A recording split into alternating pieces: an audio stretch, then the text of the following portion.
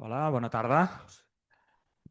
Bienvenidos, bienvenidas a esta presentación de este libro que nos hace muchísima ilusión y os agradecemos también vuestra asistencia.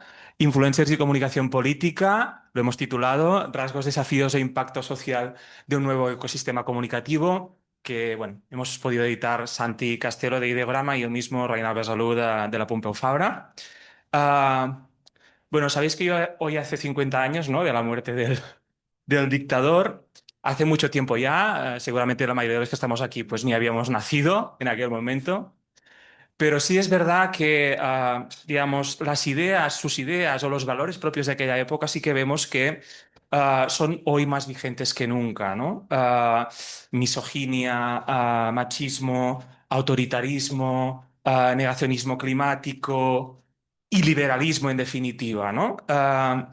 Y este giro ideológico yo creo que es evidente que todos podemos estar de acuerdo que en parte al menos tiene que ver con el estado actual de lo que llamamos la esfera pública digital, ¿no? Que es ese nuevo o no tan nuevo ecosistema comunicativo, por utilizar los términos del propio título del libro, ¿no?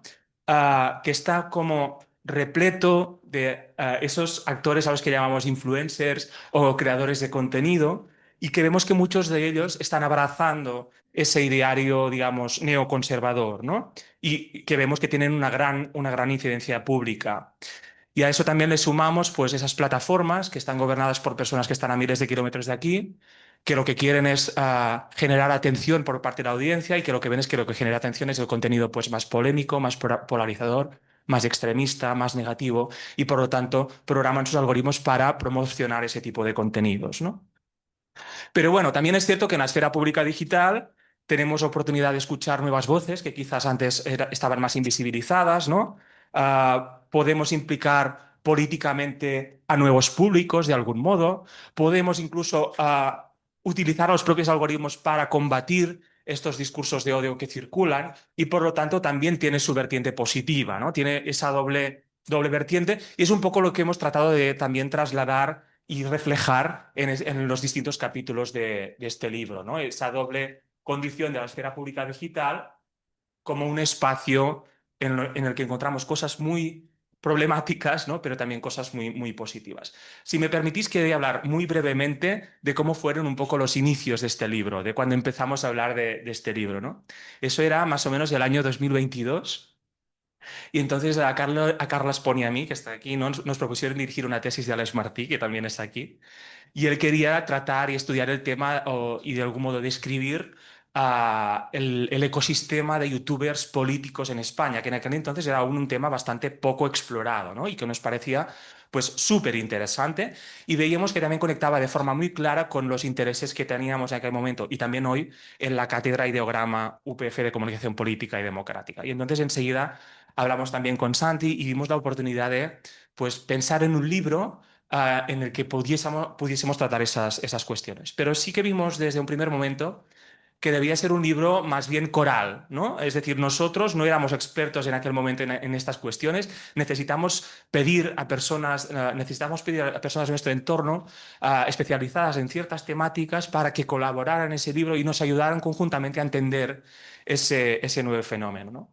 Y eso desembocó en una de las características que a mí me parecen más interesantes de este libro, que es esa combinación de autorías más académicas, universitarias, con aportaciones con un toque quizás más teórico, pero también con capítulos de consultores, de profesionales que trabajan en el día a día en esas cuestiones y que dan una mirada pues, un poco más pragmática sobre todas esas cuestiones, ¿no? Y esa combinación yo creo que es muy interesante, que enriquece el debate y que también pues, conecta con el que es el espíritu también de la cátedra Ideograma, que es unir, ¿no? Esa vertiente más profesional y esa vertiente más académica. Y además también quisimos invitar a autores no solo de ámbito español, sino también del ámbito Latinoamérica, para darle también una mirada más global al fenómeno, porque es un fenómeno que no es obviamente exclusivo de España, sino que es de todo el mundo y hay cuestiones que todo el mundo se está preguntando en esos momentos, ¿no? Entonces, estamos en 2025, 3 años después de esa primera idea. El tiempo a veces no pasa, es decir, las cosas van más lentas de lo que quisiéramos a veces, ¿no? Santi y yo también hemos tenido hijas, no conjuntamente, cada uno por separado, Aleix está a punto de terminar su tesis, esperamos leerla muy pronto, ¿no?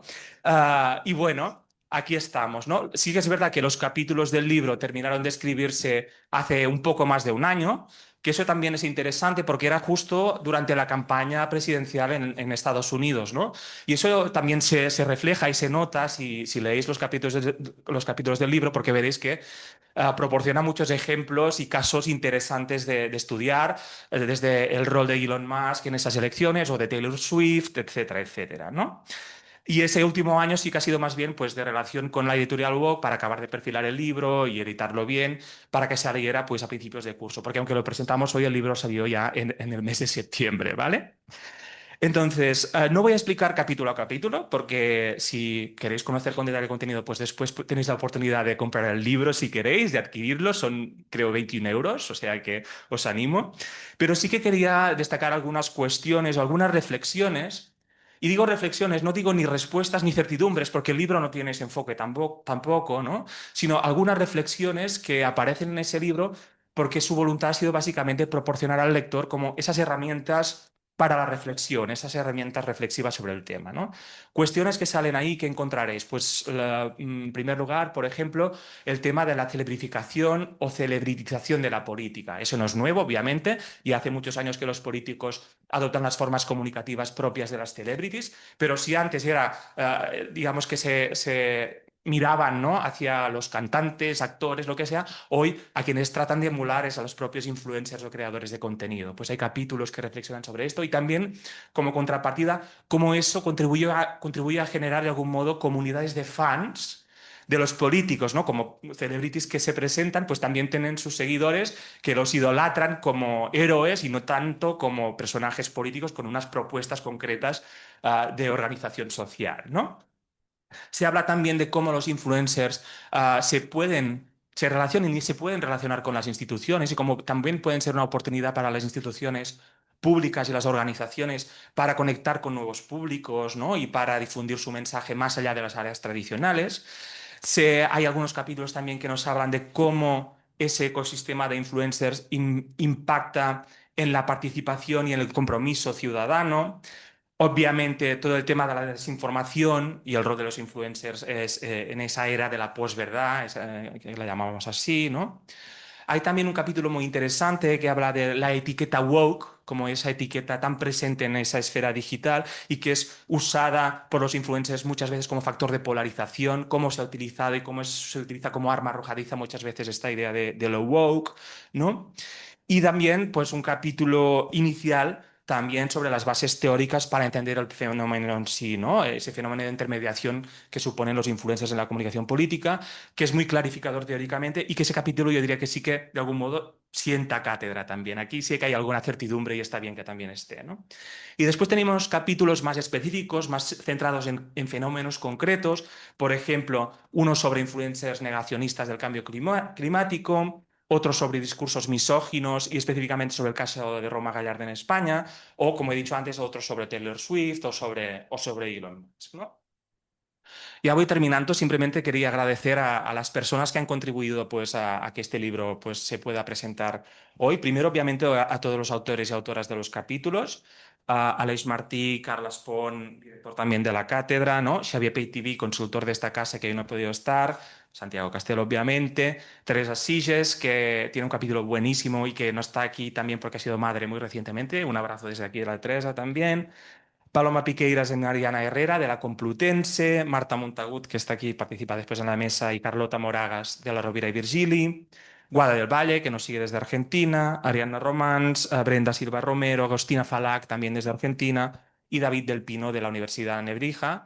Y obviamente también un agradecimiento especial a Antoni Gutiérrez Rubí, director de Ideograma, y que aceptó pues hacer el epílogo del libro con reflexiones, como siempre, con Antoni, ¿no? Pues muy atinadas y muy interesantes. También no quería acabar sin agradecer pues, a Cristina y a David de Ideograma por ayudarnos a organizar el acto, a Adrià y Cristian de la cátedra también por colaborar con esto, y también a Rosa Leal y Marilo Martín de la UOC, que son las personas que nos han ayudado pues, a editar el libro. Y obviamente también las personas que nos acompañan a la mesa que tenemos a continuación, que es lo realmente interesante de este acto y que ya os presentará Santi, a quien doy la palabra. Muchas gracias.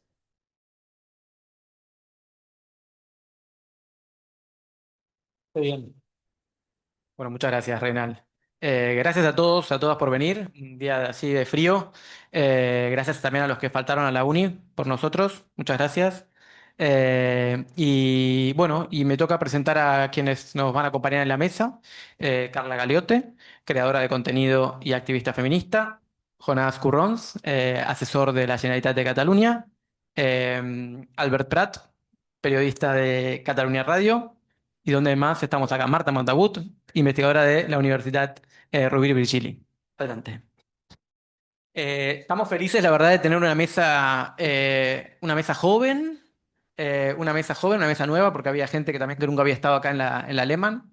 Y cuando pensamos el evento, acá con Reinal, con Chris y con el resto del equipo, cuando pensamos el evento queríamos hacer algo distendido, algo que no sea un repaso capítulo a capítulo, como bien decía Reinal, un repaso del libro, porque el libro hay que comprarlo, no lo vamos a contar acá. Entonces queríamos hacer algo diferente, un enfoque también más actual, que no esté, como bien decía Reinal, tan como localizado o contextualizado en Estados Unidos como buena parte de algunos capítulos lo están. Queríamos traerlo aquí, al presente, a la actualidad, a un día como hoy también.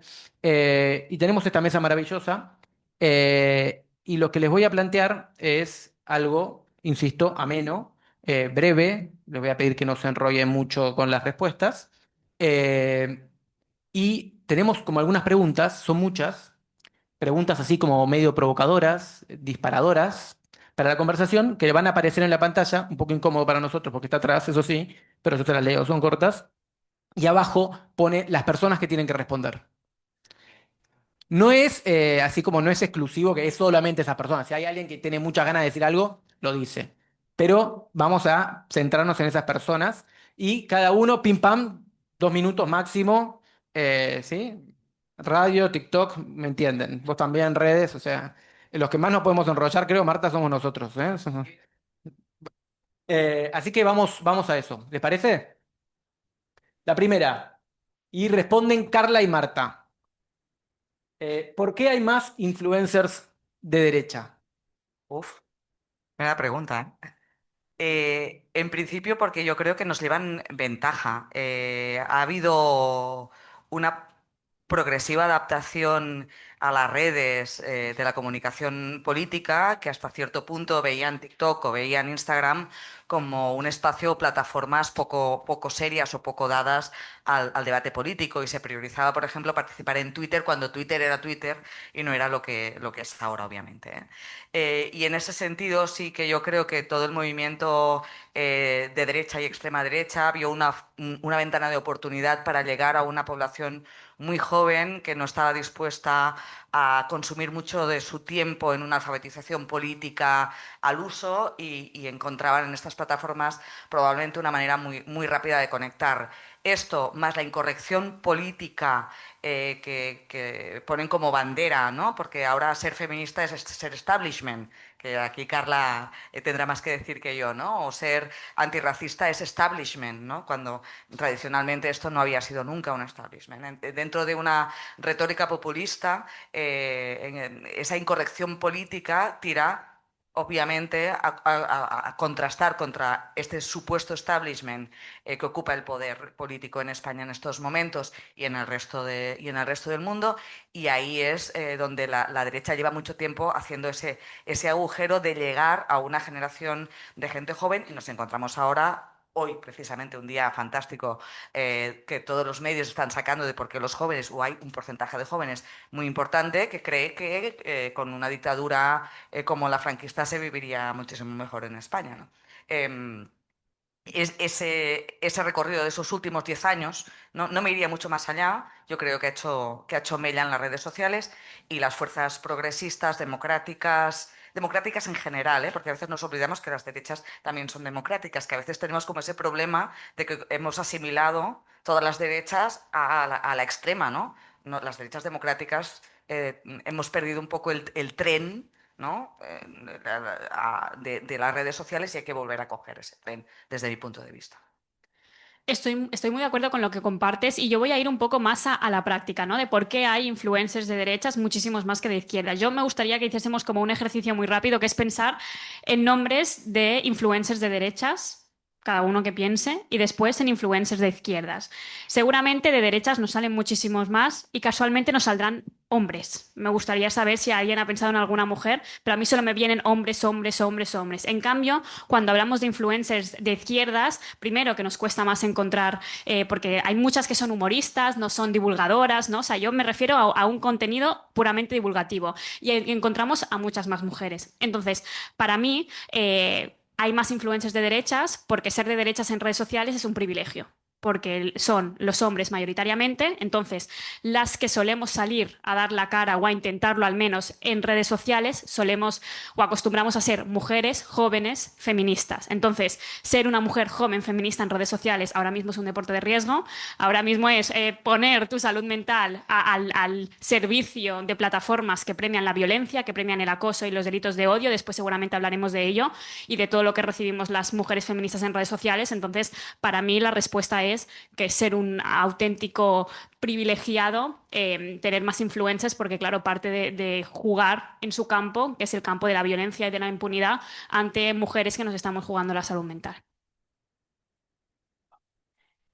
Jonás, Albert, ¿quieren aportar algo? No están acá, no están en la pantalla, pero les vamos a dar permiso porque la pregunta está buena. Es que creo que, mira, yo solo añadiré dos cositas. Una, es que las redes sociales ya favorecen que haya influencers de derechas. Es que es muy complicado ser influencer de izquierdas en redes sociales que favorecen el clickbait, la desinformación, la violencia. Eso es lo primero. Y lo segundo es que, a ver, es que no mucha gente está dispuesta a recibir el odio y el hate que tiene la exposición a las redes sociales. Y muchas veces ese hate tiene un espectro ideológico muy concreto.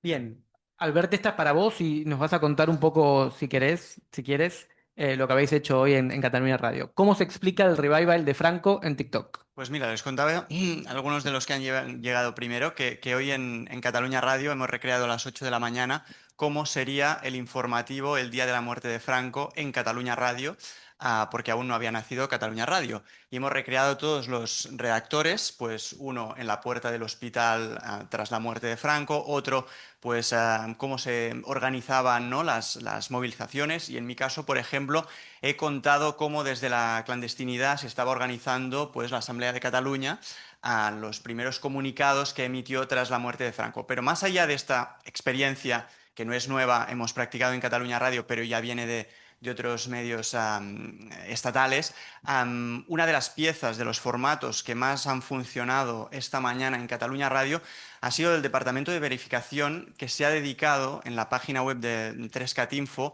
a desmontar los mitos del franquismo. Por ejemplo, pues los pantanos, la seguridad social. Y esta ha sido una crónica, un artículo que a lo largo de la mañana ha sido de las más consumidas de audiencia digital de toda la corporación. Así que también demuestra un poco pues, hasta qué punto hay una preocupación o un interés real del universo franco, ¿no? Al final. Sí, y te sumo, porque estoy en pantalla, me puse. eh, Te sumo, Albert, que en realidad hoy, lógicamente, hablamos de Franco por el día, ¿no? Pero ese revival no es exclusivo de Franco, ¿no? Hay como bien decía también Reinal al inicio, hay un auge de los discursos que reivindican las dictaduras y también o sea, estaba Franco bailando la Macarena hace unos años, pero aparecen también videos de Hitler y videos de Mussolini.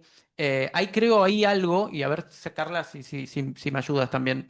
Yo creo que hay algo de nostalgia en los jóvenes, en la generación Z, de nostalgia a un pasado y, que idealizan, que aunque no conocieron, creen seguro que era mejor que lo que les espera, ¿no? Como lo que ven es tan negro y que creen que van a vivir peor que sus padres y sus madres, dicen, uy, quizás me creo ese bulo de la dictadura de Franco estábamos mejor, o que hacía muchos pantanos y que bla, bla, bla. ¿No? Entonces, hay algo, y a ver qué te parece, Carla, de nostalgia que impulsa discursos o estas reivindicaciones de dictadores?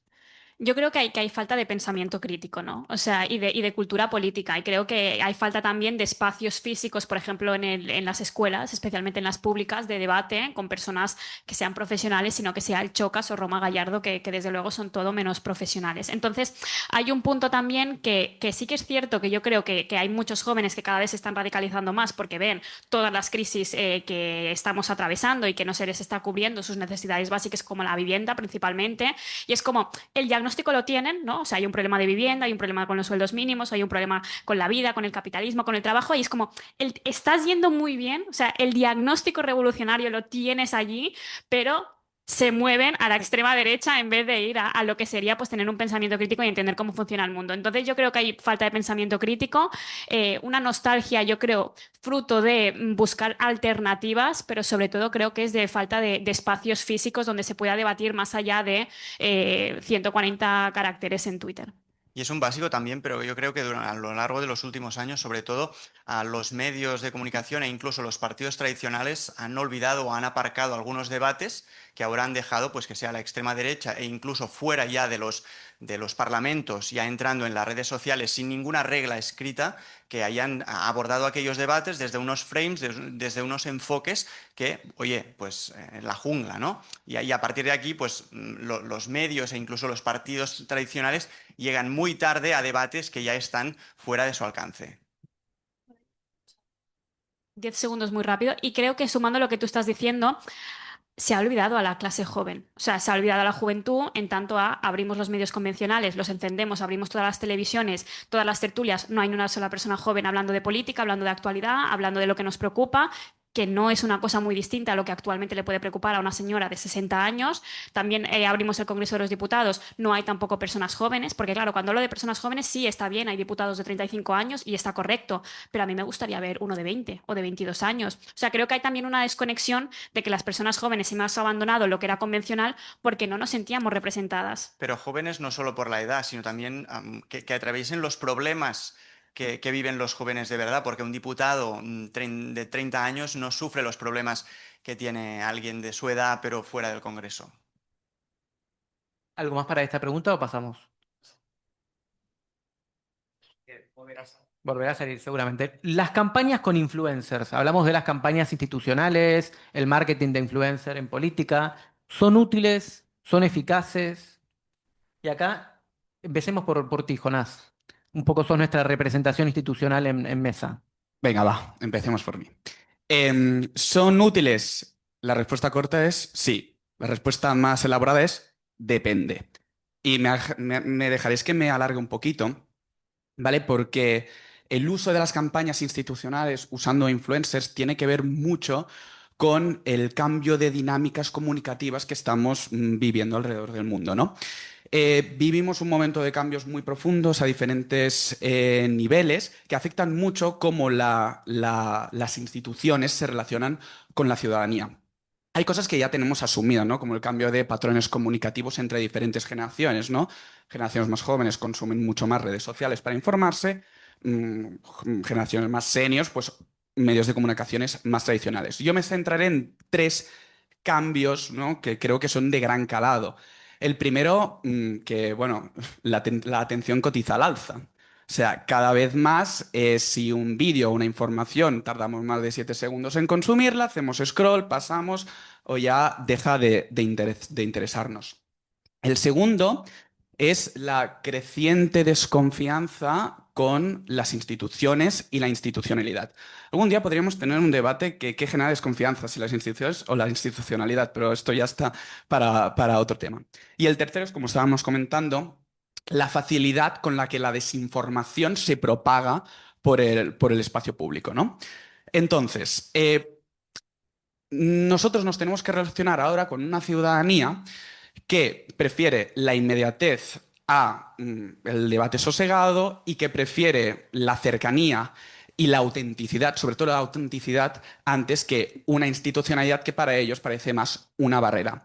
¿Por qué nosotros usamos marketing de influencers y por qué creemos que es útil?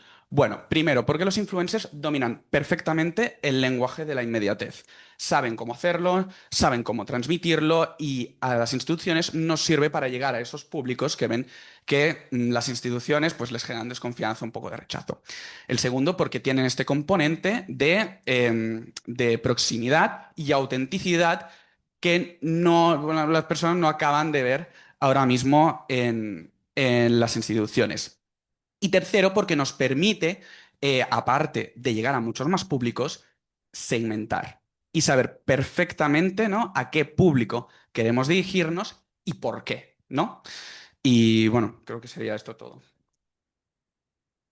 ¿Y tú, Carla, desde la otra vertiente, desde la otra vereda? Claro, no me voy a tirar piedras a mi tejado aquí diciendo que, o sea, claro, yo me dedico a esto, entonces para mí sí son eficaces y son útiles, pero creo que tal vez tendríamos que separar influencers que como, bueno, yo no creo que sea influencer, ¿no? Pero mi contenido es divulgativo, es puramente político, entonces no sé si conmigo funcionaría tanto una campaña política en tanto a, y he hecho unas cuantas, pero en tanto a yo ya hablo de política y más o menos tú ves 4 vídeos míos y sabes más o menos, ¿no? Qué partido puede estar más enfocado a mi modo de ver, pero sí que creo que podría ser muy interesante enfocarse a perfiles como lifestyle o de deporte o de belleza o de bailes. El problema es si a esos influencers, especialmente a las chicas, les interesa asociarse a partidos políticos. Pero claro, yo creo que sería, por ejemplo, lo hemos visto en el caso de Palestina y ahora te... Pero lo he visto en el caso de Palestina, ¿no? O sea,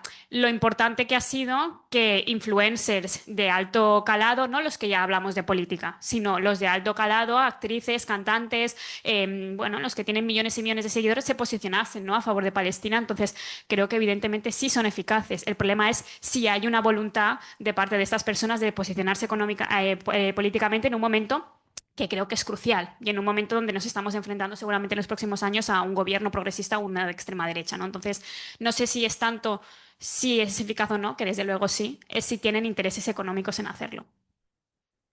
No, o sea, totalmente. Sí que es verdad que o sea, tengo la percepción de que a los influencers les cuesta mucho adherirse a un partido político concreto, pero ¿y los valores? ¿Y las ideas? Eso ya, si lo transmiten desde su perspectiva y sus valores, eso ya no les genera esta barrera. Y sí que es verdad que no les importa tanto, es curioso, ¿eh? Sí que es verdad que las instituciones generan cierta desconfianza, pero a los influencers no les genera vincularse a una institución como la Generalitat de Cataluña. Pondré un ejemplo. Hoy estaba mirando TikTok, en horario laboral, no lo digáis mucho. Y me he encontrado con un TikTok de una influencer que hace lifestyle, pero se dirige a un público muy concreto, jóvenes y catalanes. Y estaba hablando de una nueva política que hemos hecho desde el Govern para adelantar el pago de la primera vivienda a los jóvenes. Y lo estaba diciendo de una manera que me he quedado tan pillado que he pensado, estoy seguro de que este vídeo tiene más likes y más visualizaciones que cualquier nota de prensa que hayamos hecho en el Govern. Y seguro que ha llevado a muchos más jóvenes, ¿no? Por lo tanto, yo creo que sí, que los influencers sirven y sirven para transmitir pues, estas políticas públicas a un público que tiene que conocerlas para poder adherirse a ellas. A mí me gustaría añadir, es cierto que los influencers se sienten cómodos defendiendo unos valores, pero me gustaría saber hasta qué punto se ven capaces de pedir el voto directo para un partido político. Es decir, ¿el influencer es capaz de movilizar al ciudadano el día de las elecciones? No lo sé. Pues hay un libro de la editorial Walk que responde a esa pregunta. Sí que hay algo de eso en el libro, de verdad se trabaja en temas de relación de influencers con participación y movilización. Bueno, la propia Brenda, que está aquí, que escribió el artículo, como el caso de Taylor Swift, puede explicar luego, si tenemos tiempito, el ejemplo en concreto. Vamos pasando, porque si no nos vamos a quedar con pocas preguntas. Y esta me encanta. Vito Quiles. Esto, Albert, te interpela. Pues Albert y mira, Marta. mm, Vito Quiles, ¿influencer o periodista? pues mira, buena pregunta porque lo llevo directamente al debate que tuvimos en su día en la reacción, que es que ¿qué es Vito Quiles, ¿no? ¿Cómo tenemos que llamarle en una crónica periodística, ¿no?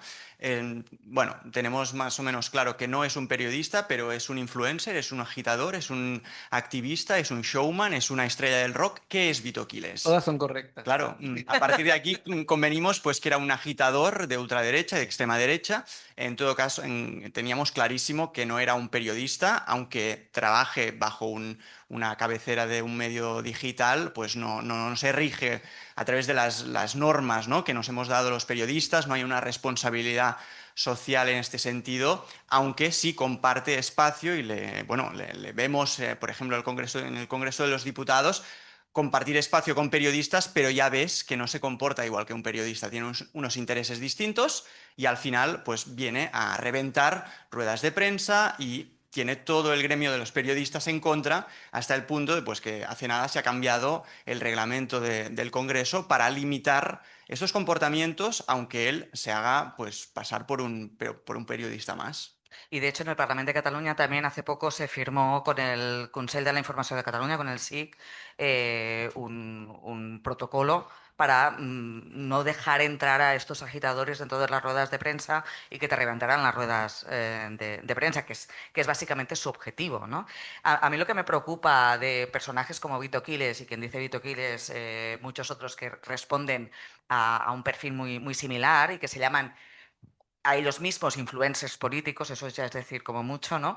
Es que ellos utilizan el lenguaje periodístico, las normas deontológicas, la libertad de expresión, son watchdogs, es decir, pervierten las rutinas periodísticas a favor de unos objetivos políticos muy concretos y con una mínima transparencia sobre quién está financiando su actividad. Que esto también es otro de los temas, ¿no? La transparencia con la que tú estás trabajando, quién te está pagando. Si pones un logo de la Generalitat después de un mensaje, queda claro que es publicidad institucional, ¿no? O que hay una intencionalidad ahí. Pero esta gente, ¿quién le paga? Detrás de ese medio en el que está Vito Quiles, ¿quién hay, no? Hace poco han salido diversos informes, uno sobre los derechos reproductivos y todo el movimiento de extrema derecha que empieza en España con la asociación Disenso, con Hazte Oír, que son una especie de internacional derechista en contra de los derechos de las mujeres en todo el mundo, con una influencia directa en Latinoamérica, en el continente africano, etc. Es decir, esta gente lo que está haciendo con el periodismo tradicional, y es a mí lo que me parece más preocupante, es utilizar lo que nosotros lo que los periodistas hemos utilizado para legitimar nuestro trabajo, para legitimar el suyo, pero de una manera absolutamente cínica, por decirlo muy finamente, ¿no?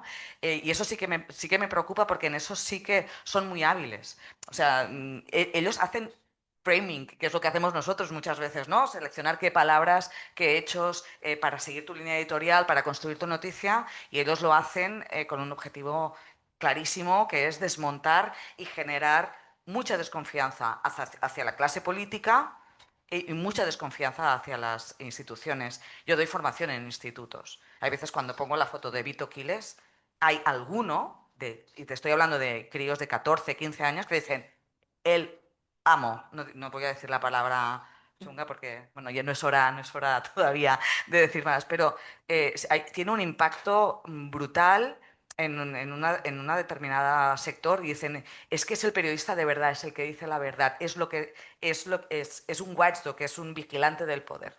Y tú te quedas diciendo, bueno, un vigilante del poder. Hablamos, ¿no? Entonces entras en el debate y tal. Pero a mí sí que me preocupa la facilidad con la que subvierten todo ese lenguaje legitimador.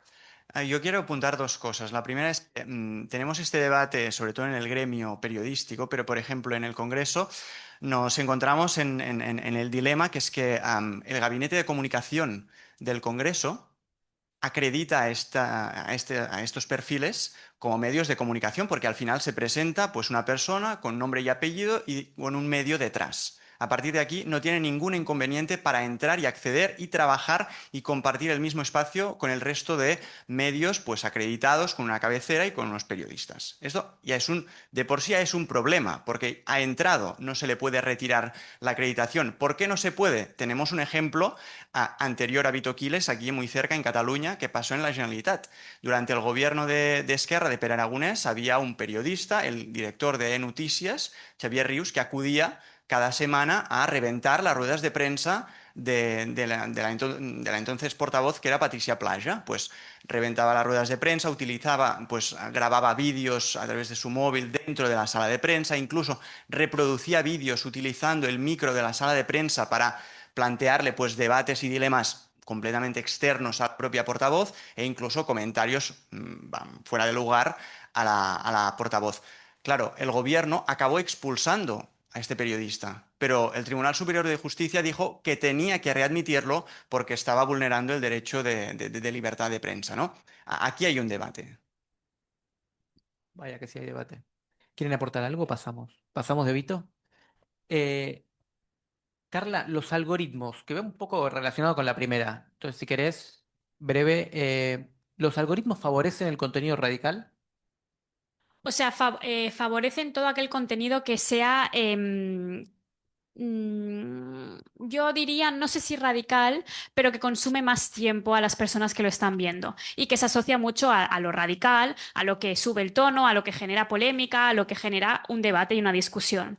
Yo, por ejemplo, yo tuve un momento que yo me estuve planteando por qué cada vez que, por ejemplo, yo subía algo, recibía en Twitter, en ese entonces cuando publicaba más, 5.000 respuestas de insultos, ¿no? O sea, como una plataforma podía permitir 5.000 insultos y amenazas constantes en cada cosa que hacía yo o cualquier compañera. Entonces me puse a investigar y a leer un poco y es que, claro, eso lo monetizaban las plataformas. Si las plataformas fueran unos espacios de paz, de gatitos, de flores y de memes sobre cómo hacer bizcocho, las plataformas no ganarían tanto dinero porque nadie estaría tantas horas en las redes sociales. En cambio, si tú ves una polémica, ves una violencia, ves que están insultando al otro, entonces vas a ver qué dice Vito Quiles y qué dice Rufián y empiezas a mirar mensajes y mensajes y mensajes, tú consumías tiempo y por lo tanto eso les generaba monetización y por eso hay, yo creo, una escasa voluntad de estas plataformas de regular lo que viene a ser la impunidad y el odio, porque a ellos les da dinero. Entonces, no sé si es favorecer directamente el contenido radical, pero sí favorecen todo aquel que polariza y eso hace que sea radical porque yo también soy muy consciente que si yo empiezo un vídeo hablando así tranquilamente, ese vídeo se va a quedar nadie. Entonces, pero si empiezo, lo que está pasando es una vergüenza porque las mujeres y la violencia machista, entonces aquí lo tenemos. O sea, también hay un punto, claro, yo no considero que lo que yo esté diciendo es radical, pero sí es polarizante y sí genera que haya muchas personas que se queden a ver ese vídeo o bien a insultarme o bien a ver los insultos o bien a contestar a los insultos, ¿no? Entonces sí que favorece mucho la subida de tono y eso es verdad y yo misma he participado muchas veces de ello porque entras en esas mismas dinámicas sin quererlo. Es que lo ha dicho todo. No, no, no, no, perfecto, perfecto. Además, o sea, tú estás ahí. Mm, yo alguna vez hago la prueba, claro, yo tengo hijos pequeños, muchos de aquí tenemos hijos pequeños y antes de dejarles entrar en una plataforma, pruebo yo la plataforma. A mí TikTok me dejó absolutamente alucinada.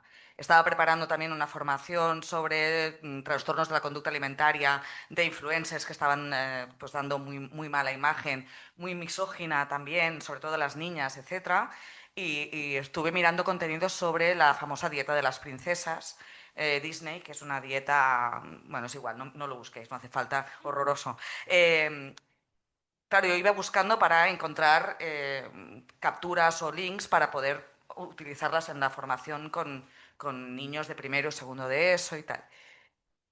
A medida que veía el vídeo, yo veía el vídeo entero para saber si lo podía utilizar o no lo podía utilizar. A medida que lo fui mirando, cada vez me proponía contenidos más extremos. Porque claro, cuando había dos repetidos y yo ya había visto dos veces repetido ese contenido, dices, bueno, esta ya sabe que estos dos se parecen, vamos a subir el tono del siguiente. No es tanto, es contenido radical, no tanto de extrema derecha. Yo creo porque hay más gente de extrema derecha que está dentro de las redes y las está utilizando desde hace más tiempo y por tanto controlan muy bien esos mecanismos Y después también hay un tema que tú comentabas, que ya no sé si son los algoritmos. Hace un año, Lance Bennett, que es un académico norteamericano que explora el discurso de Trump y tal, exploró la anatomía del bulo de los inmigrantes comiendo perros y gatos, ¿lo recordáis? Y llegaron a la conclusión de que eran 10 tíos, curiosamente, de un pueblo pequeñito, que tenían un grupo de Facebook que se habían montado el bulo. Eh, el el equipo de comunicación de Trump tenía radares de qué bulos en campaña electoral les podía resultar. O sea, ya no era el algoritmo, es que tú tienes gente que está vigilando las redes y que mira en un determinado momento estratégicamente para tu campaña electoral qué es lo que te viene mejor para polarizar. Y cogieron un bulo de 10 personas y llegó al debate presidencial con Kamala Harris. Y había un radar, ¿no? Y decían, sí, sí, es que tienen equipos de gente enteros rastreando las redes para encontrar determinados contenidos que, aparte de la radicalización de los propios algoritmos, también tienes un interés político de determinados actores para polarizar aún más el debate público. Volvemos al tema de periodistas no periodistas. ¿Qué hacemos, Albert? ¿Regulamos a estos periodistas influencers? A ver, no quiero repetirme, pero tenemos que al menos fijar un poco el campo de juego. O sea, ¿qué son periodistas? ¿Qué son influencers? ¿Qué son creadores de contenidos? O sea, ¿qué son opinadores? Porque al final no. Está claro que viviendo todos juntos y sin que la gente sepa detrás de aquella cabecera o de aquel micrófono si el que supuestamente informa es un periodista y por lo tanto tiene unas fuentes, hay una credibilidad, se han contrastado, se ha verificado aquella información, el oyente, el espectador, el lector tiene que saber exactamente aquella información que le llega, de quién le llega y si es fiable o no. Y también yo creo que incluso los periodistas hemos a veces maleducado a los espectadores, a los lectores, a los oyentes, para que escuchen aquello que quieren escuchar. Luego, tenemos que recuperar este punto de vista crítico, enseñar a la gente que es que también tienen que ser críticos. Desde mi punto de vista, estamos llegando a un punto que es que no hay visión crítica. Por lo tanto, bueno, pues hay que regular. Sí, no sé cuál es la fórmula, ¿no? Si alguien tiene la solución, voy a tomar nota. Pero sí, hay que regular. Quizás Marta y Jonás nos pueden ayudar. ¿Tienen la solución? Bueno, si me permitís, hay periodistas que son influencers, pero si son periodistas, tienen unas rutinas de trabajo, un código deontológico y una normativa que tendría que cumplir. Es que ya está, ya lo tienes, pero no todos los influencers son periodistas. Y por mucho que tengan la carrera de periodismo, si subvierten todo el código deontológico, mienten, desinforman, manipulan, no contrastan las fuentes, eh, es que no están ejerciendo correctamente el periodismo. Tú comentabas el jefe de iNoticias. Bueno, si tú subviertes el código deontológico, se supone que te pueden, o sea, ya tendría que haber una regulación mucho más punitiva en ese sentido. Y no todos los influencers son periodistas. En este sentido, hay el caso reciente, esta semana me comentaba un compañero de un periodista del Congreso que a raíz de Vito Quiles, que estuvo en la Universidad Autónoma de Barcelona, hay un nuevo reglamento en el Congreso para regular este tipo de influencers allí, pero claro, hay una base legal, o sea, hay un reglamento que además es rango de ley, o sea, puede ir a los tribunales, pero pensan, oye, tenemos un problema que es que tenemos a un supuesto periodista que está cubriendo las ruedas de prensa y durante su tiempo libre pues se va a la autónoma y pues te monta unas convocatorias, algo no cuadra. Se van, discuten, hay el debate en el Congreso entre periodistas, entre grupos parlamentarios y no se llega a ninguna conclusión. Hay un reglamento, hay un código deontológico, sí, pero al final tenemos que aplicar unas sanciones que, desde mi punto de vista, a día de hoy no se están aplicando. No sé por qué, si es que no se atreven, si es que bueno, ¿qué riesgos, ¿no? implican aplicar estas sanciones? Bueno, los victimizas, ¿no? No sé si ese es el problema. A ver, em, Estoy de acuerdo, se tiene que distinguir perfectamente entre lo que es un periodista, un influencer y los políticos. Em, y el impacto, ¿no? que tienen los influencers. Por el impacto que tienen los políticos, los periodistas y los políticos y los periodistas, se les exige una responsabilidad de forma moral y también legal a veces. ¿Por qué parece que esta responsabilidad no se les exige a los influencers? ¿Cómo podemos exigirles esta responsabilidad?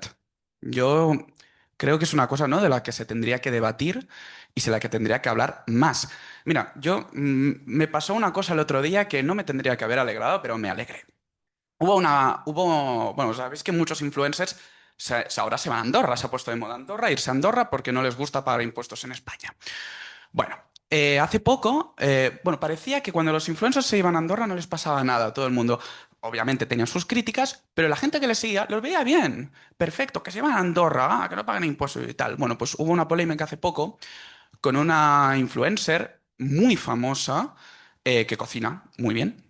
Es decir, que escondió a sus seguidores que se había ido a Andorra.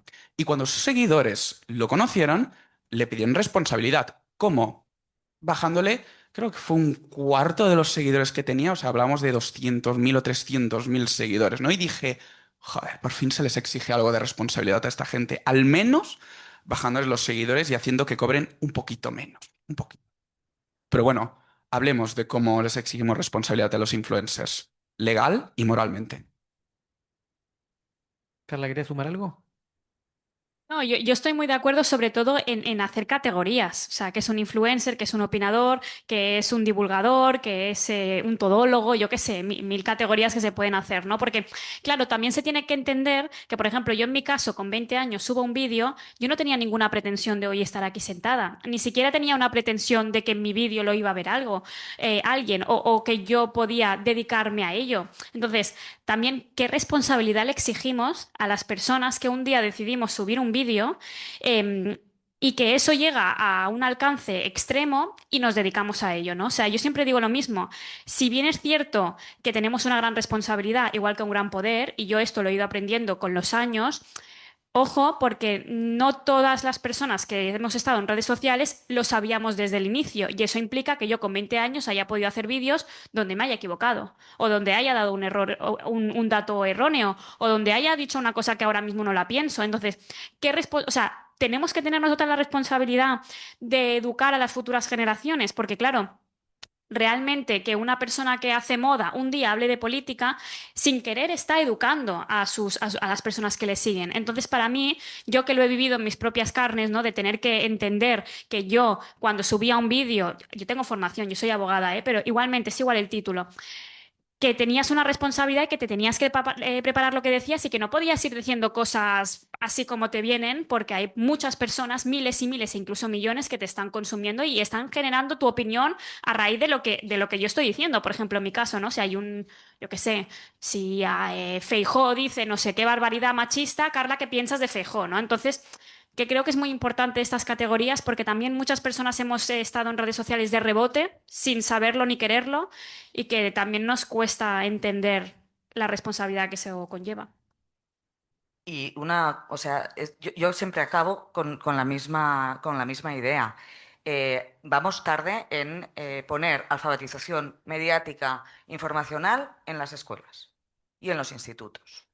Y explicarles a los que lo están consumiendo, o sea, no sé si os ha pasado, pero hay veces que nos enteramos de quién es un influencer de moda porque hablas con tus hijos. eh, y te están enseñando ellos a ti. Un momento, aquí tendría que haber gente preparada que supiera navegar muy bien, que supiera muy bien esas categorizaciones, que supiera muy bien esas responsabilidades y que enseñara a cómo consumir. No prohibir determinados consumos, sino, mira, si sigues a Carla, tienes este tipo de contenido, ella hace esto, si te interesa tal, si sigues a Vito Quiles, tienes este tipo de contenido, pero que sepas que detrás de este tío hay una asociación que paga, con tal, tal, o sea, ¿por qué no podemos explicar esto desde los 10, 11 años? Piensa que te llega tu hijo de 10 años y dice, hoy hemos hablado de impuestos en la clase. ¿Por qué? Porque los youtubers se llevaban su dinero a Andorra porque dicen que le roban. Y los adultos a veces decimos, no, no vamos a hablar con un niño de 10 años sobre impuestos. Bueno, tú tranquilo, ya han hablado con él de impuestos. Ya le han puesto en su cabeza que el Estado te roba. No le han explicado qué son los impuestos porque son muy pequeños. Si tú estás dejando a niños de 10 años acceso a redes sociales, a todo este tipo de contenido, a preadolescentes, adolescentes, etcétera, tú tienes que enseñarles antes qué están consumiendo, cómo lo están consumiendo, quién hay detrás, qué intereses hay. Y después, que decidan con la ayuda de sus padres, con la ayuda de sus docentes, lo que tú quieras. Pero o vamos ahí, y eso ya es estructural y transversal, y en eso vamos un poquito bastante tarde. ¿Por qué, Albert, hay políticos que se parecen cada vez más a influencers? No, no estoy de acuerdo. Bueno, cambio de No, pregunta. ¿no? no, no, no, no, no. No, porque, a ver, quieren parecerse, pero es que no lo consiguen. O sea, desde mi punto de vista, hacen bastante el ridículo.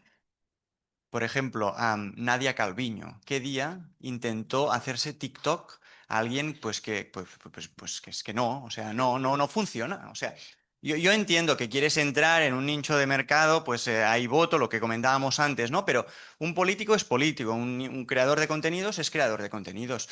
Y aquí me gustaría sacar, o sea, he comentado el caso de Nadia Calviño, vemos el caso de Pedro Sánchez en TikTok que le está funcionando más o menos bien. Y el caso de Salvador Illa, por ejemplo, me parece un ejemplo de un político gris que transmite poco, o sea, alguien, un fontanero del PSC, o sea, alguien que trabaja en el aparato del partido, no tiene, hasta hace muy poco, no tenía proyección pública, o sea, antes de ser ministro era alguien pues que trabajaba muy internamente, era el killer del partido. Esta persona hay que proyectarla, hay que construir un personaje y creo que en el caso de Salvador, del presidente nos han, bueno, ha sido una imagen honesta. Es decir, me explico, o sea, es genuino, es auténtico, es natural. ¿Por qué? Pues, por ejemplo, a través de las maratones, ¿no? Pues nos han explicado algo que él vive de verdad. O sea, él se levanta a las 5 de la mañana para salir a correr, no nos engaña. O sea, es el personaje. Cuando Nadia Calviño nos intenta hacer unos bailes para contarnos no sé qué económico, pues no me lo creo. O sea, yo creo que, y a las redes, pues Carla lo sabe mejor, pero al final es que es una ventana, o sea, es un espejo que se ve todo. Si tú quieres fingir algo que no es real, se ve enseguida. Y creo que los políticos que además no tienen las herramientas para engañarnos, enseguida pues te genera un rechazo brutal. Políticos que es que además a los periodistas añadimos que les conocemos directamente, o sea, conoces a la persona y luego conoces al personaje que se está vendiendo a través de TikTok. Y es que no te lo crees para nada. Jonas, tuviste ahí como casi una alusión. No sé si te cae bien Salvadorilla o no, no me ha quedado muy claro. No me ha quedado muy claro. Concuerdo con cosas y discrepo con otras. No creo que los políticos vayan a ser influencers, pero sí que es verdad que adoptan algunos de los lenguajes que tienen los que usan los influencers, ¿no? Ya lo hemos hablado antes. Los cambios comunicativos que estamos sufriendo, que están, bueno, no sufriendo, pero teniendo lugar a nivel global, ¿no? La inmediatez, la búsqueda de autenticidad y encima creo, o me da, creo sí, que la comunicación política deja de ir tanto de solo lanzar mensajes y que una persona se enviara a ellos y decida votarlos, y va más sobre generar percepciones y sensaciones, que quizá es lo que tú a veces dices, no me lo acabo de creer, que tampoco creo que ningún político se haga TikTok para engañar a nadie, o sea, no creo que se haga por eso. Pero bueno, creo que sí que es verdad que la comunicación política va menos de los mensajes y más de generar percepciones y sensaciones. Y cuando Pedro Sánchez va a Radio 3 y lo publicita en TikTok, está generando una percepción y una sensación. Cuando Milei sale a dar un concierto de rock and roll y a publicitarlo por todas partes, también está generando una sensación y una percepción.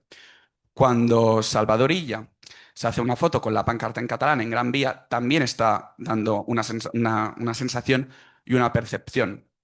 Que creo que al final la ciudadanía se está moviendo más por las percepciones y las sensaciones. Y no podemos dejar de ser ajenos a ello. También desde las instituciones tenemos que adaptarnos a estos cambios para hacer nuestras funciones, que es poder llegar a la ciudadanía. Me gustaría preguntarte, ¿qué funciona más? ¿La foto de Salvador Illa en la Gran Vía de Madrid con la pancarta en catalán detrás? ¿O el vídeo de Salvador Illa este diciembre preparando la maratón de Valencia? Pues depende de qué percepción quieras hacer.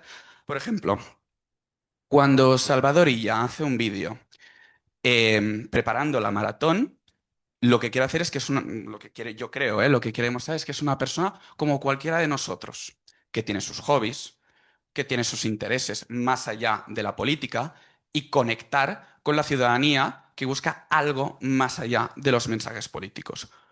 Cuando Salvador Illa se hace una foto en la Gran Vía con el cartel en catalán, lanza un mensaje a través de una percepción, ¿no? Que él, ¿no? Es el que mejor puede defender los intereses de Cataluña en el resto de España. Solo una cosa Claro, muy total. breve. Yo tengo como hablando de percepciones. Pablo Iglesias salta a la política desde una mesa de tertulia.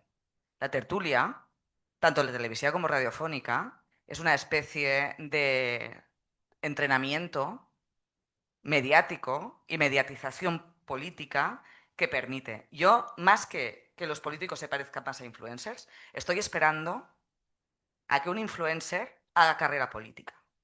Ya Y voy a yo cerrar. creo que este va a ser el próximo paso. Sí. Voy a sumar algo también porque un poco con lo que decías al final, Marta, yo cuando a veces doy clases de este tema, uso algo parecido a lo de Pablo Iglesias con el caso de Milei, que ahora mencionaba Jonás, que Milei empezó también en 2019, hace su primera aparición en medios de comunicación, en Tertuliano, y ¡pum! 5 años después lo tenemos de presidente. Entonces, creo que hay y esto lo explica, o sea, se explica muy bien en el libro, hay un proceso de celebrificación de los políticos que empiezan a imitar culturas y prácticas del mundo de las celebrities en los años 90, principios del 2000, y ahora empiezan a copiar, que es el intento un poco que Nadia Calviño parece fallido, empiezan a copiar, a imitar quizás prácticas o estilos o códigos, lenguajes del mundo de las y los influencers. Eh, Cuando escribíamos esta pregunta, no lo pensábamos en Nadia Calviño, lo pensamos más en Mamdani, que es como el caso del momento. ¿No creen, y le sumo acá una pregunta, que Mamdani hoy es casi un influencer que está haciendo de político? ¿O un político que juega a ser influencer? ¿O cómo? Solo digo una frase. Mi hija de 16 años llegó a casa y me dice, ha ganado Mamdani. Digo, ¿cómo? O sea, no sabes ni la mitad de los miembros del gobierno, ni sabes nada, ni te enteras de nada y sabes que ha ganado Mamdani en Nueva York. Dice, sí, porque ha hecho una campaña brutal en TikTok. Digo, ¿me puedes enviar 3 reels, porfa? Y sí, sí, me envió 3 reels y bueno, o sea, es un éxito absoluto y es una campaña pensada exclusivamente para redes con una dinámica completamente online de conexión con un electorado muy joven. Mira, un pequeño apunte, porque encima yo a Mamdani me ha hecho recuperar el interés por la política norteamericana, porque a mí me generaba últimamente muchísimo rechazo. Es cierto, Mamdani ha usado una campaña muy buena en la que él mismo ha ejercido como un influencer y su propio prescriptor. Pero tengo que decir una cosa. Los lenguajes de los influencers no ganan elecciones, no son la panacea, para ganar elecciones, aparte de adaptarse a estos lenguajes comunicativos, necesitas tres cosas. Un buen mensaje, una buena estrategia y una buena organización detrás. Sin esto, no se gana.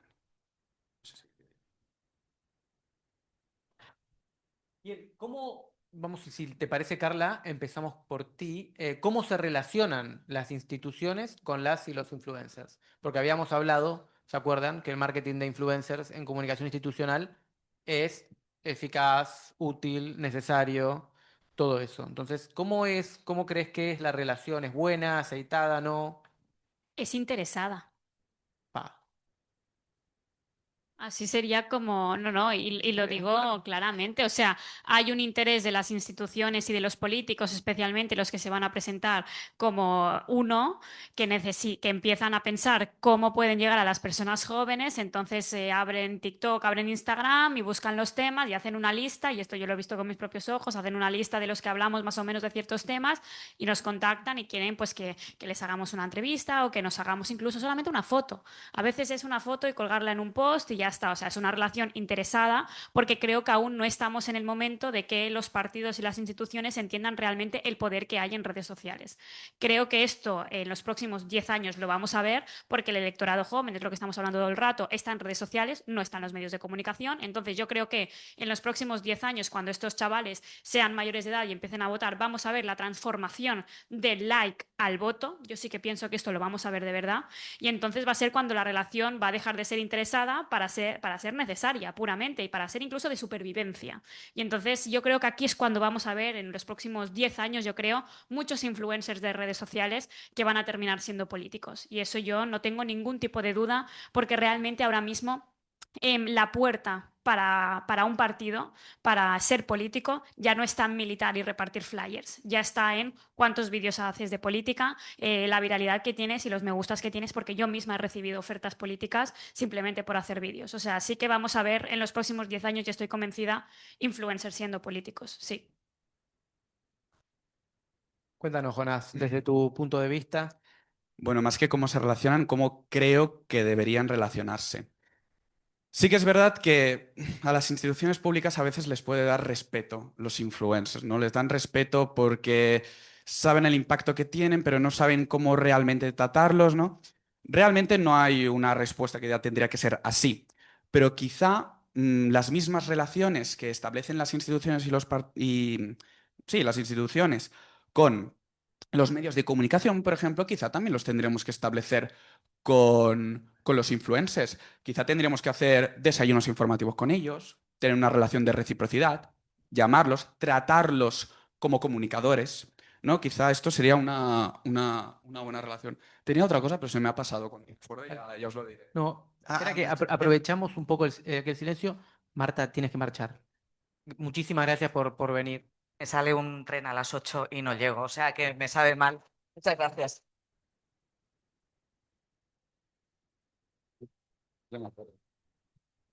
Iba a decir que se me acude un caso a la inversa, que es Gabriel Rufián tenía un canal de YouTube que se llamaba La Fábrica, se ponía el traje de periodista, o de, bueno, sí, de periodista, y entrevistaba pues a un influencer, a alguien pues influyente, y al final le daba la vuelta, ¿no? O sea, el partido contactaba con aquella persona y al final tenías una foto de tal influencer al lado de Rufián, pues charlando, y comentando, pues alegremente, algo.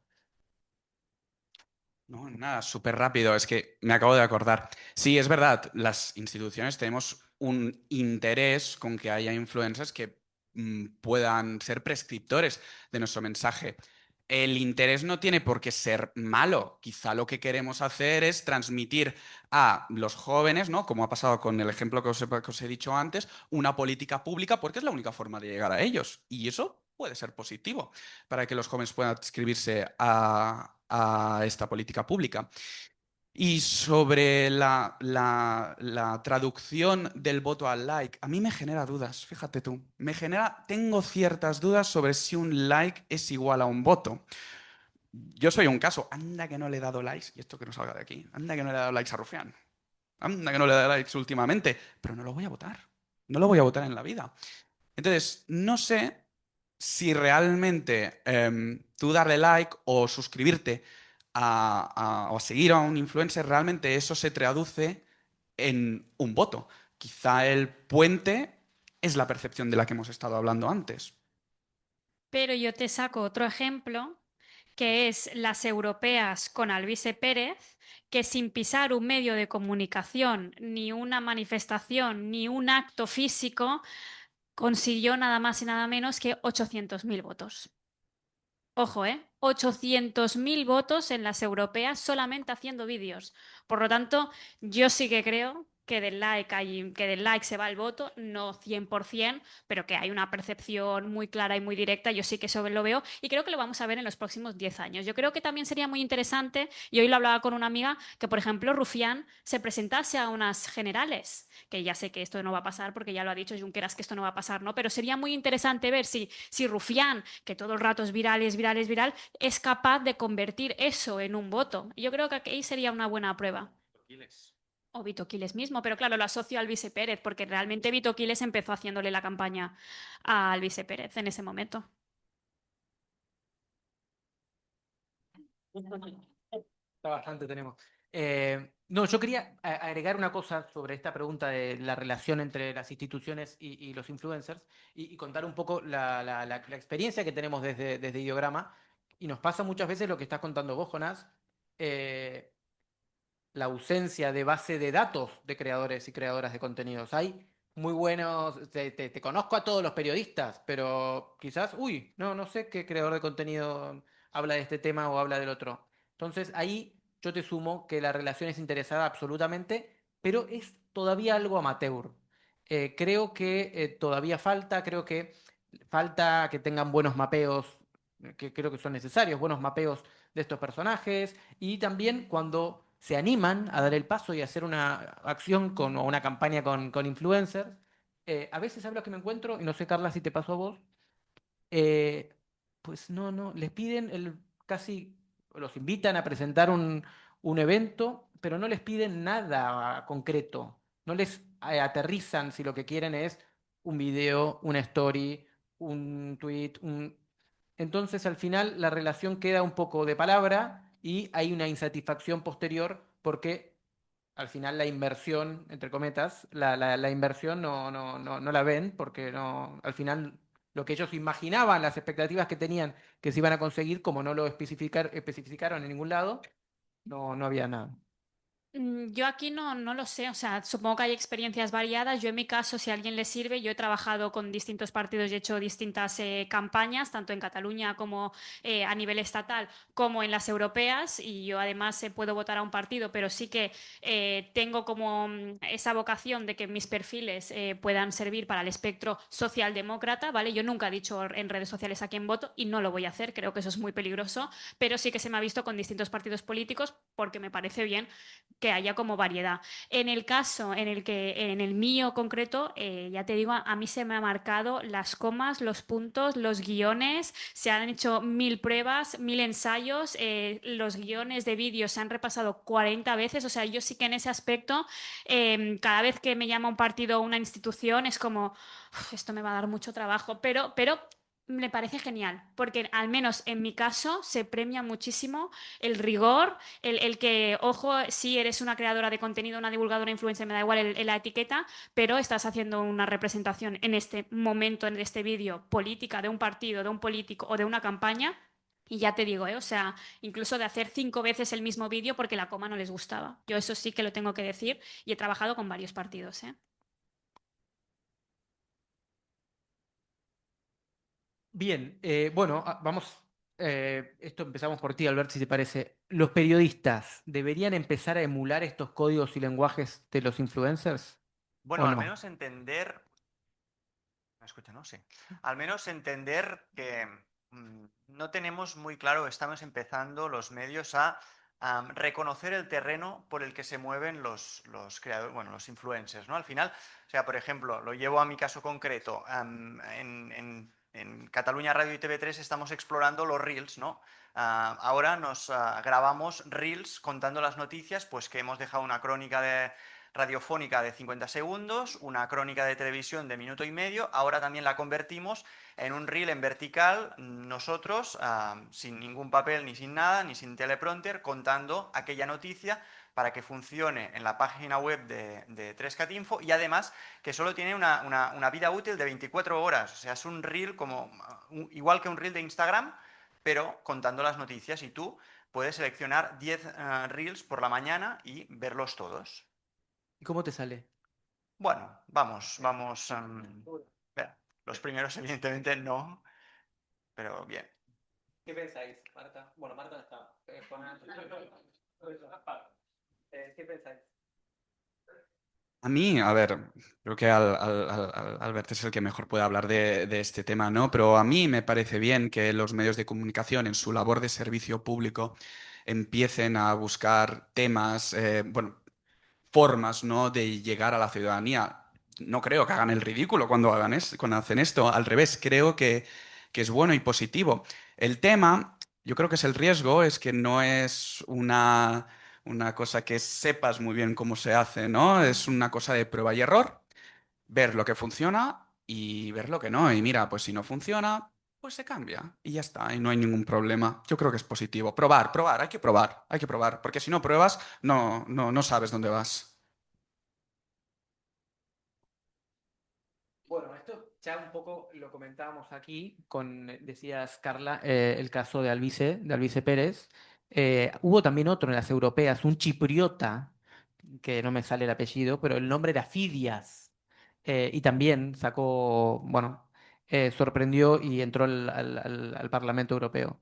Eh, Decíamos ahora si Vito Quiles se va a presentar, esperemos que no. Bueno, al Eh, final, hoy veíamos datos que nos muestran, ¿no? Cómo los jóvenes están radicalizando, cómo están acercándose a la derecha y al final es que la foto la tenemos en la Autónoma cuando Vito Quiles convoca a los jóvenes universitarios, a los estudiantes. ¿Esto puede o no puede ser un ensayo de una plataforma, de un acto de campaña electoral? Desde mi punto de vista, se parece mucho a un acto, a un mitin de campaña electoral. Tenemos también otro caso, el chileno que salió tercero, Parisi, es uno que empezó también haciendo programas de entrevistas en YouTube, youtuber. No es la primera vez que compite, ya había competido en las últimas, en las que pasaron hace 4 años, y en las de 4 años pasó algo similar a lo que decías, que lo decías tú, Carla. El tipo también salió tercero, sin pisar Chile, porque vivía en Estados Unidos. Y además con una causa por creo que era por no pasarle la manutención a los hijos, ¿no? Pero sin pisar Chile, también otro, creo que es otro caso, que en el libro también se explica muy bien todo este tránsito del mundo de los influencers a la política. Es otro caso interesante y que creo que vamos a ver cada vez más, de influencers convertidos en políticos. Y creo que la última, compañeros y compañera, ¿cómo se puede, si se debe, combatir la desinformación que generan estos actores? Bueno, aquí ya tenemos a Marta, que el texto justo de Marta es desinformación, pero para escuchar la respuesta de Marta habrá que comprar el libro, pero os escuchamos a vosotros y a vosotras. ¿Yo? Sí. Pues con más información, por ejemplo. O sea, es un tópico, pero lo estamos viendo. Hay debates que han ocupado la extrema derecha, influencers, por ejemplo, seguridad, am, vivienda. Son debates que hasta ahora, pues los medios tradicionales, los periodistas, los medios, pues a veces hemos ocupado otros debates, hemos generado otras preocupaciones y no hemos centrado estos temas. Vamos tarde, es evidente, nos van ganando de calle, pero tenemos que participar de estos debates con datos, con información contrastada, con expertos, para contrarrestar estos mensajes que al final cuando rascas un poco ves que hay poco. Si nosotros no proporcionamos las herramientas con datos concretos, las percepciones, a lo que decíamos, ¿no? Por ejemplo, y no me gusta, pero es que al final el debate de la seguridad tenemos la percepción de inseguridad y los debates y los datos de que están bajando los delitos. Al final, tú, ¿cómo puedes contrarrestar esta percepción de inseguridad si no es con datos que demuestran lo contrario?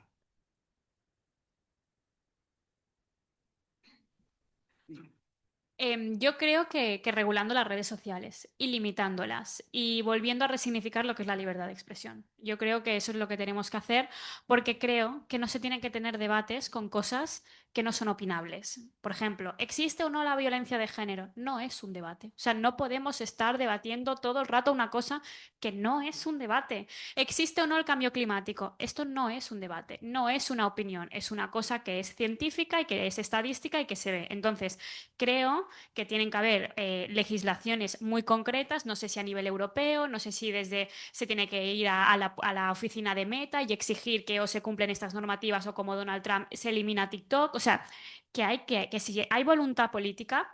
Eso se limita y eso si no se limita se elimina y es que lo vimos claramente Donald Trump eliminando así de un día para el otro TikTok de todo un país, ¿no? Entonces creo que eso, resignificar lo que es la libertad de expresión y de una forma totalmente imparcial exponer que hay debates que tienen que ser censurables porque no son debates como la violencia de género, como el cambio climático o incluso generar debates en torno a bulos racistas o bulos misóginos. Y yo creo que eso no es coartar la libertad, al contrario, es proteger la democracia de cualquier país.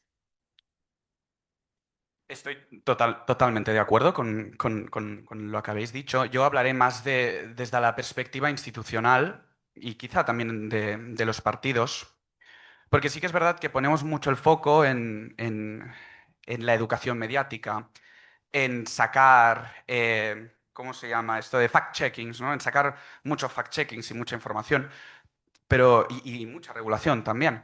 Pero creo que esto no basta. Yo creo que la lucha contra la desinformación no va solo de fact-checkings y datos, sino de crear narrativas. Porque lo que hace las fake news y la desinformación es crear narrativas de la mentira. Y las narrativas de la mentira es muy difícil contrastarlas con datos. Porque una persona que te ha comprado que Barcelona es una ciudad súper insegura, por mucho que le digas, no, mira, es que la inseguridad en Barcelona ha descendido 5 puntos en el último trimestre, no te lo va a comprar. ¿Por qué te ha comprado esa narrativa? Entonces, creo que es desde las instituciones y desde los partidos que se toman en serio la democracia, se deben generar narrativas de la verdad. ¿Cómo se genera esto para no quedar en una cosa etérea y en humo y sin sentido? Bueno, os pondré un ejemplo. Durante la Dana se generó la perspectiva de que el gobierno de España no estaba, que las carreteras estaban fatal, que la gente no podía llegar a sus casas, que el ministerio no estaba haciendo nada para recuperar la normalidad. ¿Os imagináis al ministro Puente saliendo y diciendo, no, mira, hemos puesto una retroexcavadora aquí, hemos sacado no sé cuánto barro aquí? La gente no te lo compra. Lo que se hizo en ese caso, creo que muy bien, fue generar una contranarrativa de la verdad para disputarle la hegemonía a ese caldo de cultivo que se estaba generando. ¿Cómo? Mostrando imágenes, comunicando muchísimo, usando prescriptores para hacer de altavoces de ese mensaje y así es como se construyen las narrativas. Porque, bueno, la desinformación donde mejor emerge es en los vacíos comunicativos, cuando las instituciones no están. Y las instituciones deben estar con narrativas de la verdad. Pues nos quedan unos minutos. No sé si queréis hacer alguna pregunta, aprovechar aquí a Albert, Jonas y a Carla. Lea. Pues voy yo, mira. Hola, ¿qué tal? Tengo un par de apuntes, seré rapidísima. Y luego una pregunta. Yo trabajo también en comunicación digital para un partido político, entonces muchas de las cosas que habéis ido comentando han sido súper interesantes. Va más para Carla y Albert, porque a Jonas ya le conozco, entonces ya se lo preguntaré. Sobre todo el tema de influencers y política que comentabas antes sobre Nadia Calviño y así, es un tema que ahora está como súper latente. Nosotros intentamos como trabajarlo día a día. Yo creo que también es un poco un error ver a Nadia Calviño como algo ridículo ahora desde nuestra perspectiva, porque su target y su audiencia, como con su nuevo cargo, ha cambiado totalmente. La gente que la ve, cuando la ve con sus vídeos o sus mensajes hablando en inglés, no es la misma audiencia o el mismo target que podía tener cuando ella era vicepresidenta o era ministra. Entonces, se está creando ella una narrativa totalmente diferente. Entonces, quizás para mí, Lola Lolita es súper guay, pero para Jonás es totalmente ridícula. Y al final creo que eso también es una cosa con la que tenemos que jugar un poco cuando trabajamos, por lo menos nosotras, desde la comunicación política y tenemos que empezar a adaptar los lenguajes, ¿no? Un poco a lo que está ahora un poquito más en tendencia. Y luego, que es que me apuntan muchas cosas. em, el tema de Alvise creo que también es una cuestión de circunscripción única, es decir, Evidentemente es un líder de masas para muchos, pero quizás no tendría como el mismo efecto si fuera una elección autonómica, una elección estatal. Puede que sí, pero esperemos que no. Y la pregunta viene a que cuando los políticos no están presentes en redes sociales se les percibe como desconexión, ¿no? No se adaptan, no están al día de las tendencias o no están al día de lo que verdaderamente quiere el electorado o no buscan un cierto electorado que no está asegurado. Pero estamos viendo o hemos visto durante la charla que cuando intentan adaptarse a estos lenguajes se les percibe como totalmente ridículos. Entonces, para nosotras que intentamos en nuestro día a día que los políticos, sobre todo los over 40, se adapten un poco a los lenguajes que funcionan más pues, con juventudes en nuestro caso o con influencers como también en el caso de Carla, ¿cómo hacemos para que no se perciba como algo ridículo y al mismo tiempo estemos informando de manera verídica y que sea todo no solo adaptado a las redes, sino también adaptado como a su personalidad? Gracias. Yo no creo, yo no digo que no estén, yo digo que estén, pero que estén, o sea, conscientes de su papel, de su forma, de su rol, de su carácter, que sean naturales, que sean auténticos, de la misma manera que los influencers al final, pues son ellos mismos. Yo les pido que sean ellos mismos, que me transmitan sus valores, pero de forma genuina. Y ver a un Pedro Sánchez, pues tranquilamente con su chupa, pues presentándose a Radio 3, pues o sea, me encaja, o sea, no me genera ningún rechazo. En el caso de Nadia Calviño, cuando era vicepresidenta española, me generaba un rechazo que ahora, pues, un vídeo menos arriesgado, posiblemente leyendo un teleprompter, pero más simpática desde el despacho, pues me encaja más en su perfil, en su rol, sin inventos, sin experimentos raros. Al final es ella, que sea ella. Yo estoy muy de acuerdo con lo que está diciendo y además creo que es súper importante la naturalidad. O sea, ni bailes ni cosas, porque hay un punto que yo pienso, mm, acercarse a los jóvenes no deja, o sea, no es eximente a no ser político. O sea, tú te tienes que acercar a los jóvenes y a la población en redes sociales desde una jerarquía de que eres un cargo público y que eres responsable. Entonces, eso también, el error que puede ser es que si tú intentas que ese político deje de ser político, que es lo que en principio parece que la gente joven queremos, ya no te lo estás tomando en serio. Y yo, por ejemplo, voy a poner el caso de Irene Montero. Irene Montero le está dando una caña en las redes sociales absoluta, ¿no? Pero yo tengo dudas de si la mejor forma de ella volver a presentarse, me imagino otra vez aquí a nivel estatal, es contestando al chocas.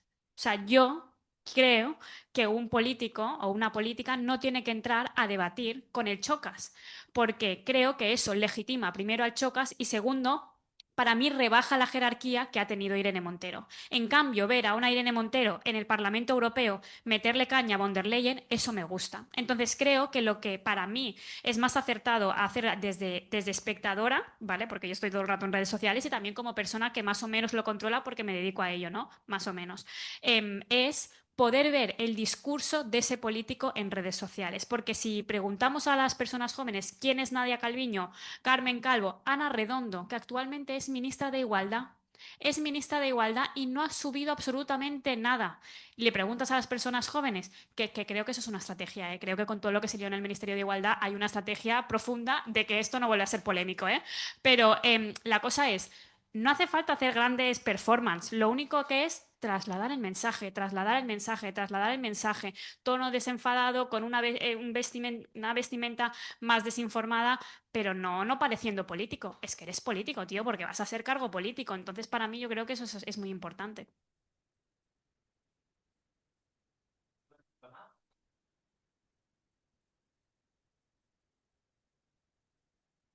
Que yo tengo 22 años, así que creo que va a poder ser un poco la idea y principalmente era para Jonás, em, que mi duda era lo que también un poco en línea a lo que estáis diciendo vosotros, ¿no?